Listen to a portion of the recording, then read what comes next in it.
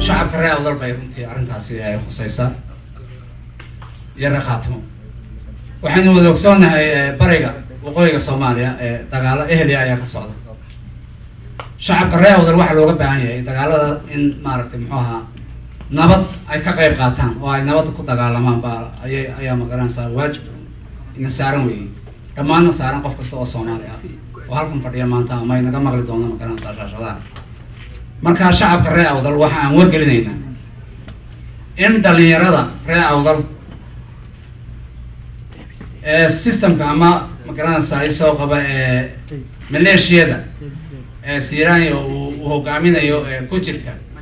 waxaan codsanaynaa haddii aad tihiin dhalinyaradii reer awdal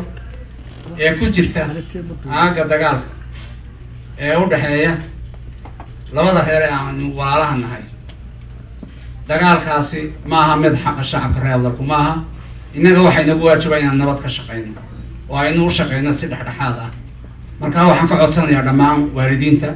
reer awdal inay caruurtooda ay wargeliyaan ay ka soo baxaan goobaha dagaalka oo nin waliba deegaankiisii uu ku soo noqdo waayo deegaankaagii ayaa lagaaga baahan yahay walaal deegaankaagii ayaa lagaaga baahan yahay kusoo noqo deegaankaagii waxaan kaloo u sheegayaa maamulka Khartoum State oo wasiir ku-xigeenkii arrimaha gudaha halkan hadda uu inala fadhiyo iyo madax kalaba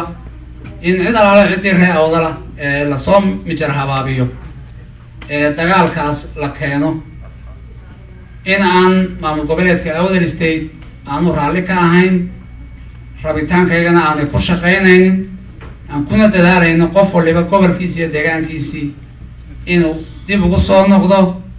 waayo baahida halkaa taalla lafteeda